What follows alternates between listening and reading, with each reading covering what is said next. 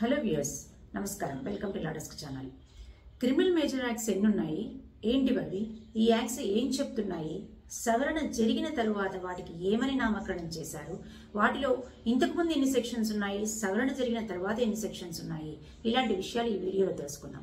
ముందుగా మా ఛానల్ని ఫస్ట్ టైం చూస్తున్నట్లయితే తప్పకుండా సబ్స్క్రైబ్ చేసుకోండి. తద్వారా మా ఛానల్లో వచ్చే ఇన్ఫర్మేటివ్ వీడియోస్ మీరు ఈజీగా చూడగలుగుతారు.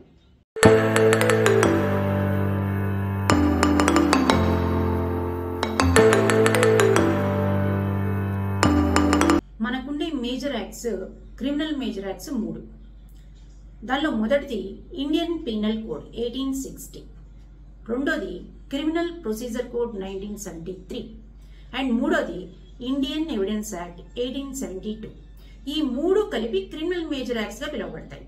అయితే ఇప్పుడున్న కాల పరిస్థితులు, కొత్త నేరాలు, వీటన్నిటిని ఆధారంగా చేసుకుని ఈ లాస్ ని, మేజర్ లాస్ ని సవరించడం జరిగింది. దీన్ని అమెండ్మెంట్ అంటారు. ఈ సవరణ జూలై 1, 2024 నుంచి అమల్లోకి వచ్చింది. ఈ రోజు నుంచి అంటే జూలై 1వ తారీఖు నుంచి ఇండియన్ పీనల్ కోడ్ వచ్చేసి భారతీయ న్యాయ సంహిత 2023గా, క్రిమినల్ ప్రొసీజర్ కోడ్ 1973 కదా, అది భారతీయ నాగరిక సురక్షా సంహిత 2023గా, ఇండియన్ ఎవిడెన్స్ యాక్ట్ 1872 వచ్చేసి భారతీయ సాక్ష్య అధినియంగా 2023గా నామకరణం చెందాయి. Criminal major laws IPC, CrPC, evidence, ఈ 3 కలిపితేనే క్రిమినల్ మేజర్ లాస్ అంటారు. అది అమెండ్మెంట్ జరిగిన తర్వాత భారతీయ న్యాయ సంహిత BNS 2023, భారతీయ నాగరిక సురక్షా సంహిత BNSS 2023, భారతీయ సాక్ష్య అధినియం BSA 2023గా రూపాంతరం జరిగింది. అయితే ఇక్కడ మొత్తము కంప్లీట్ గా చేంజ్ అయింది అని చెప్పడం లేదు. కాకపోతే కొన్ని అమెండ్మెంట్స్ జరిగాయి. కొన్ని సెక్షన్స్ యాస్టిస్ గా ఉన్నా కొన్ని సెక్షన్స్ లో అమెండ్మెంట్ జరిగాయి. కొన్ని సెక్షన్స్ ని మార్చడం జరిగింది, కొన్ని కొత్త సెక్షన్స్ ని తీసుకురావడం జరిగింది, కొన్ని ఉన్న వాటిని తీసేయడం జరిగింది. అంటే స్ట్రింజెంట్ చేశారు.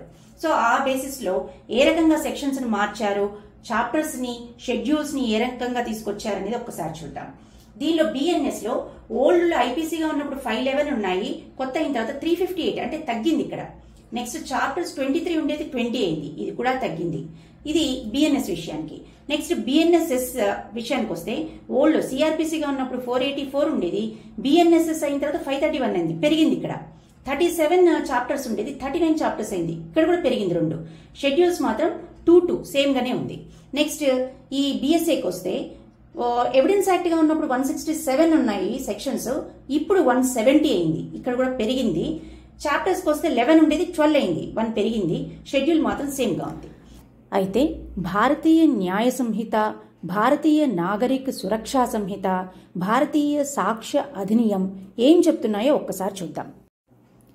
జూలై 1, 2024 వరకు ఇండియన్ పీనల్ కోడ్గా పిలువబడ్డ భారతీయ న్యాయ సంహిత ఏం చెప్తోందంటే, నేరం జరిగినప్పుడు ఏ నేరానికి ఏమి శిక్ష విధించాలి అనేది చెప్తుంది.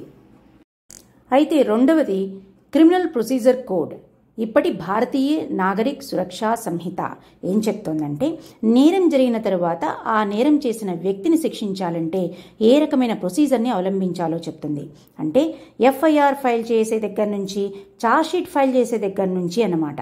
అంటే మొత్తం నేరం జరిగిన దగ్గర నుంచి శిక్ష అమలు జరిగే వరకు ఏ ప్రొసీజర్ ఫాలో అవ్వాలో చెప్పేదే భారతీయ నాగరిక సురక్షా సంహిత. ఇక మూడవది ఇండియన్ ఎవిడెన్స్ యాక్ట్, భారతీయ సాక్షి అధినియం.